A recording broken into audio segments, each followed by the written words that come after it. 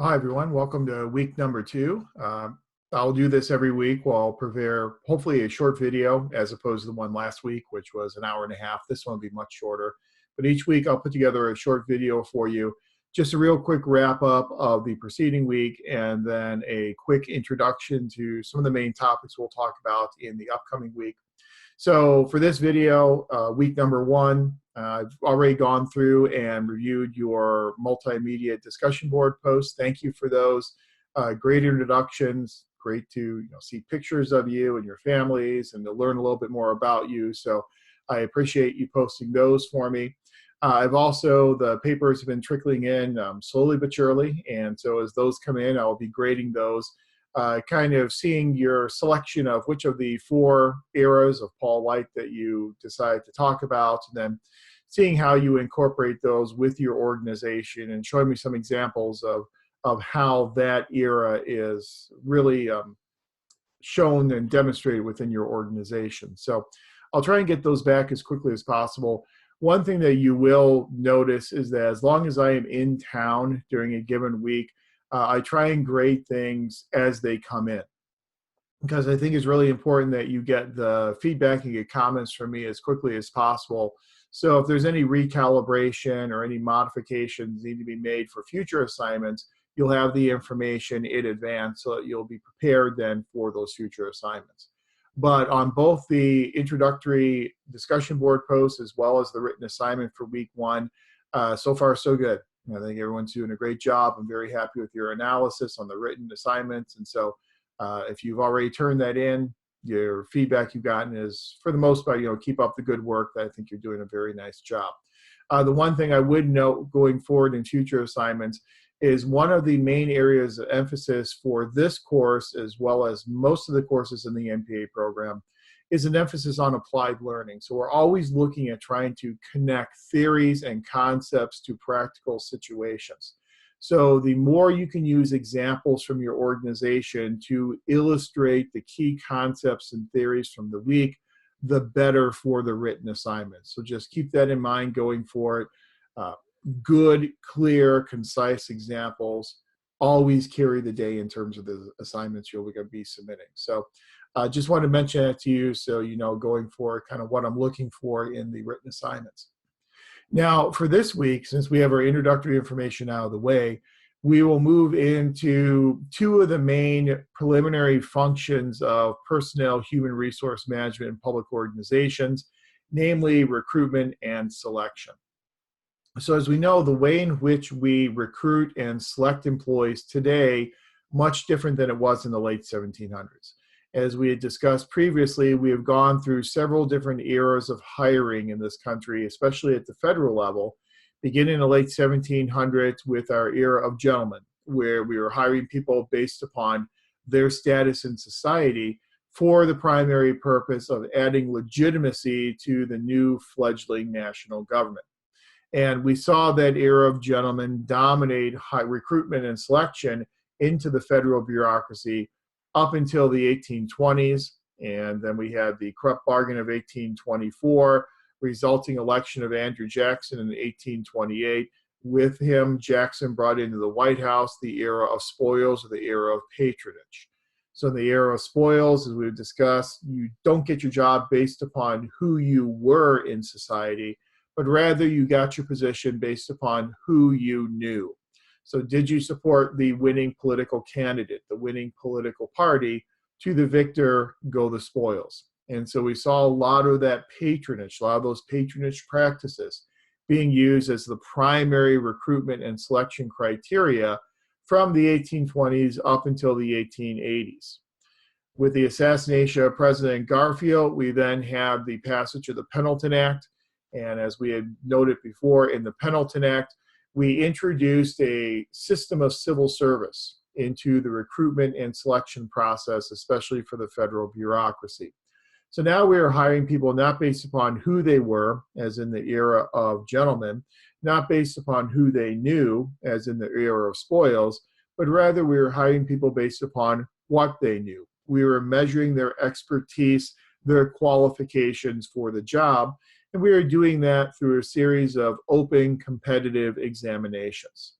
So we saw a shift in the primary criteria for selection away from networking and who you knew, and more of a focus placed upon what we call KSAs, knowledge, skills, and abilities.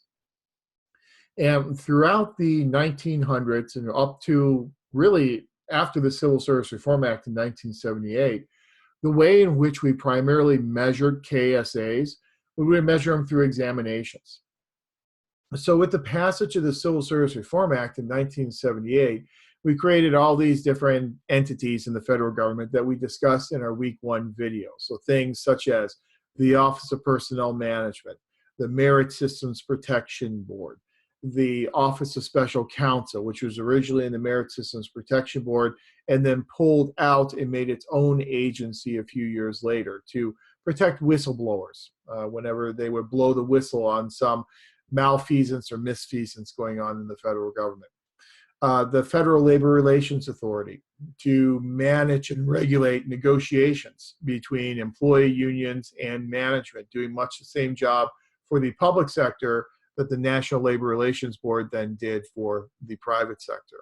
And then finally, the creation of the Senior Executive Service, pulling out these people from the top echelon of the career civil service, those people in general schedule 16, 17, and 18 positions, and placing them into this newly created category called Senior Executive Service. So those positions that used to be GS 16, 17, and 18, after 1978, then became categorized as ES positions or executive service positions. So we then created ES 1, 2, 3, 4, and 5 employees to note that these folks are not within the traditional career civil service. They give up some of their civil service protections for the purpose of then getting some bonus pay and getting some merit pay for the performance of their organization.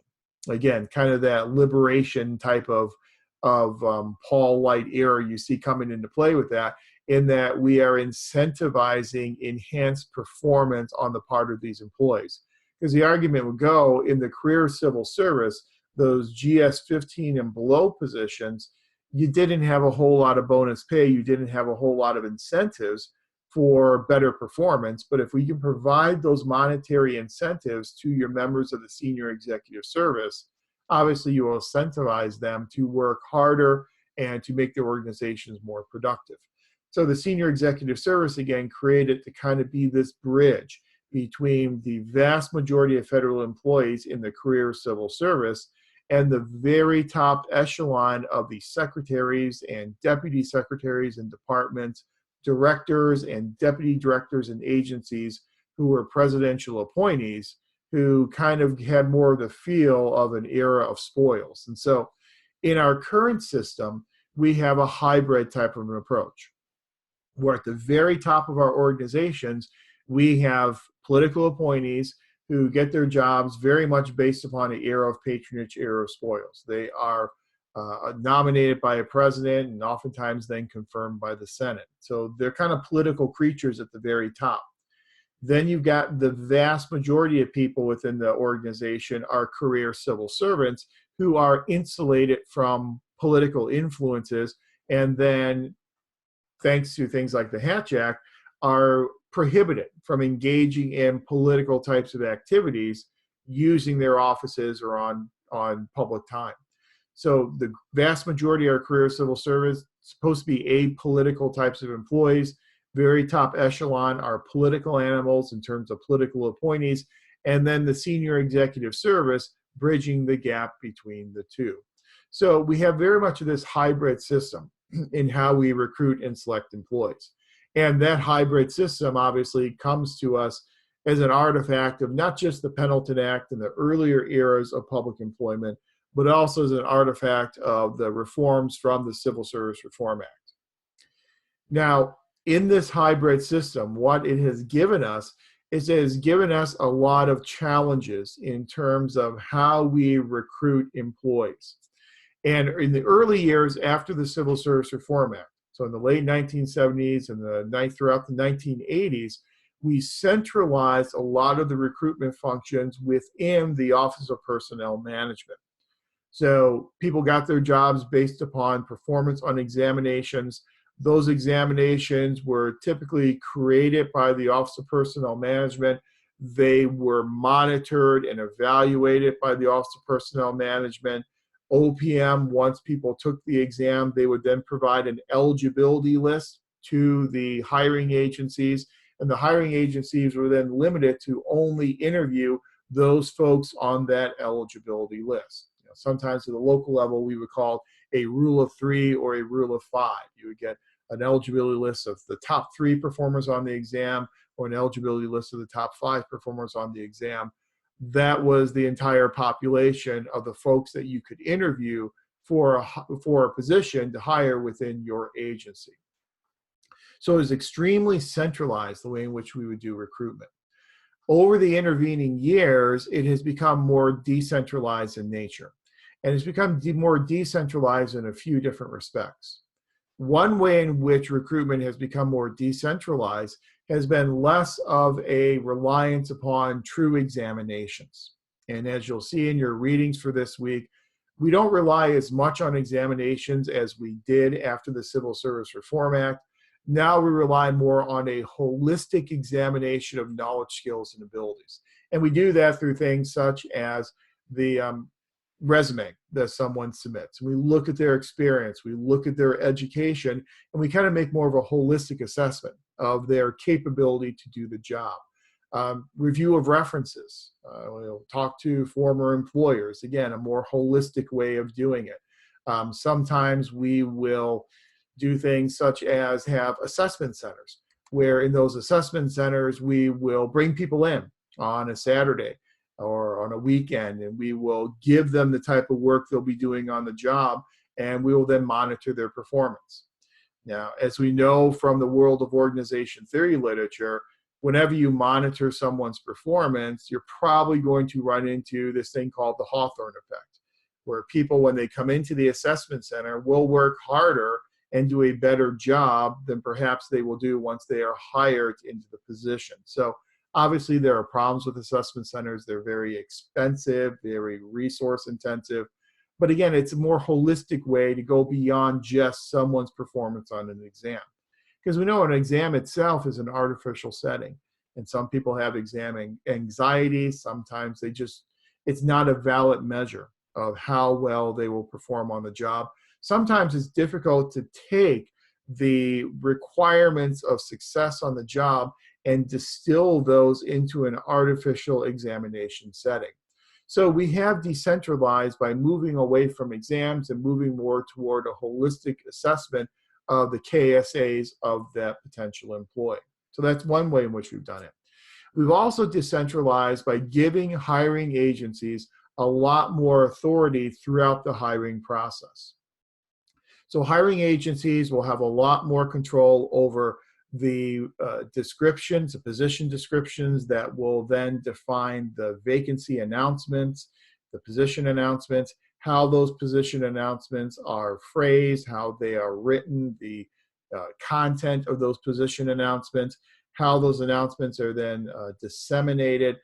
All of that today is more of a role for the hiring agency than it is for a centralized personnel office like the Office of Personnel Management.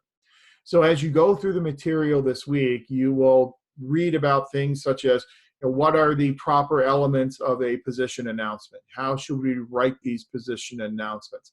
How do we put together the most diverse and qualified labor pool that we can possibly get? And then once we put together that diverse and qualified pool of applicants, how do we then select the most appropriate employee for the position? Because like everything else in public administration, we're not necessarily selecting the best employee. We're not going out there looking for the quote unquote best employee. We're looking for the employee who has the appropriate skill set for the position that they are applying for. So our focus in selection is not necessarily the best anymore, but rather the most appropriate skill set to do the position in an effective and an efficient manner. So we'll explore all those different aspects of recruitment and how we select our employees to kind of get those two functions of personnel management kind of get some familiarity with them so that when we move forward in the class, we can then see how the entire personnel management process fits together. And what I really would like for you to emphasize throughout this entire course is that this is a course that looks at the process of personnel human resource management. Excuse me. It's not just looking at one function in isolation, because we cannot select the most appropriate employees unless we have done a good job with recruitment and we have put together that robust, qualified, diverse applicant pool. We cannot properly evaluate our employees unless our employees have the skills that they need, and they don't have the skills they need unless we've done a good job in the selection process. We can't discipline our employees or incentivize our employees with rewards unless we've done a good job with the evaluation process. But to do a good job in evaluation, that's predicated upon doing a good job in selection, and so on and so on. So really do look at this as a process where each of the different functions we talk about will affect the next function in the process. So nothing in human resource management is done in isolation.